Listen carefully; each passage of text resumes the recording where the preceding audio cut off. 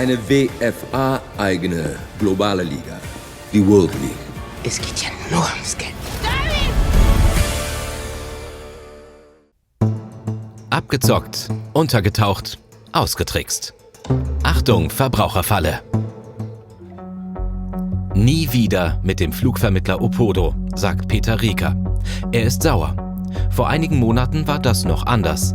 Da freute er sich auf den lang ersehnten Flug nach Frankreich.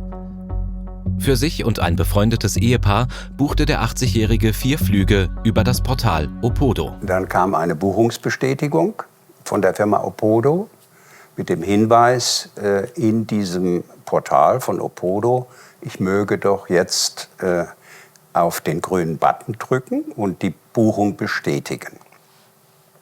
Natürlich habe ich die Buchung bestätigt, ich hatte ja gebucht, worauf ich unmittelbar später eine Nachricht bekam. Ich hätte jetzt eine Prime-Mitgliedschaft bei Opodo abgeschlossen für 74,32 € im Jahr und dieser Betrag würde auch automatisch von meinem Konto, von dem ich die Flüge bezahlt habe, abgebucht werden.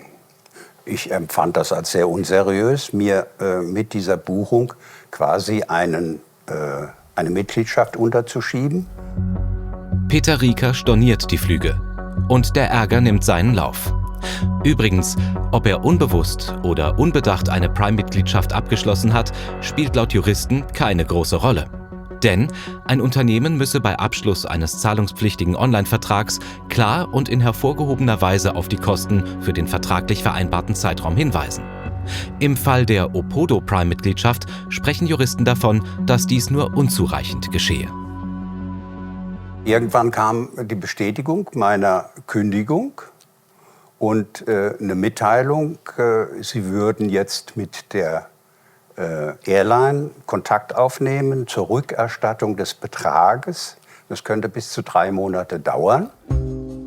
Der Rentner wartet auf 1.065 €. Die Trickserei mit der Online-Mitgliedschaft ist schon ärgerlich genug. Es kommt noch dicker. Der 80-Jährige staunt nicht schlecht, als er nur 710 € erstattet bekommt. Mir wurde über 1/3 des gesamten bezahlten Reisepreises in Abzug gebracht. Bis heute ohne jegliche Information, ohne jegliche Abrechnung.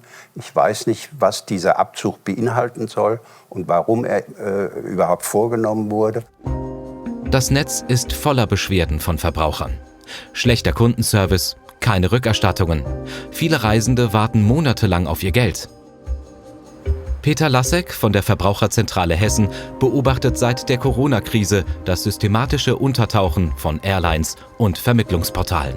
Ich würde es nicht auf ein bestimmtes Unternehmen konzentrieren. Es ist einfach so, dass wir in Krisenzeiten, Corona-Zeiten, in Zeiten, in denen alles zusammengebrochen ist, auch der ganze Reisemarkt und wir es reihenweise mit Stornierungen zu tun hatten, da haben Unternehmen schlicht und einfach die Ansprüche der Verbraucher ignoriert. Wir gingen damals sogar so weit zu sagen, das ist systematischer Rechtsbruch. Wenn ich berechtigterweise einen Flug storniert habe oder vom Vertrag Abstand genommen habe und dann mein Geld zurück möchte, ja, dann stoße ich auf Granit. Vielfach wird berichtet, die Anbieter und Fluggesellschaften würden sich totstellen. Kunden müssten stundenlang in Warteschleifen verharren oder Hotline-Nummern seien abgeschaltet. Der Frust ist hoch, obwohl Verbraucher klar im Recht sind. Wir hatten einen ganz spannenden Fall sogar, da wurde ein Flug verkauft. Die Reisende stand dann irgendwann im Dezember in Zypern am Flughafen und dann hieß es, der Flug wurde im September schon annulliert, also schon bevor er überhaupt über das Vermittlungsportal verkauft wurde. All solche Dinge erleben wir gerade in diesen Zeiten jeden Tag. Auf Granit beißt auch Peter Rieker. Er wehrt sich und schaltet einen Anwalt ein, doch das bringt ihn im Fall Opodo nicht weiter. Denn was viele auch nicht wissen, dass es im Grunde keine deutsche Niederlassung, keinen deutschen Geschäftssitz gibt, mit der Konsequenz, dass ich ganz oft ins Ausland verwiesen werde. Im Zweifel haben sie es mit einem Unternehmen, das seinen Sitz im Ausland hat, also sehr viel schwieriger, ihre Rechte durchzusetzen. Außerdem müsste ich dann in diesem Fall vor der spanischen Justiz, also vor dem Gericht, erscheinen. Und dann habe ich mal im Kopf zusammengerechnet, was mich das kosten würde. Und dann habe ich gesagt, das lässt man lieber. Also das heißt mit anderen Worten, man ist ohnmächtig und hat das Geld verloren und muss sich eigentlich damit abfinden.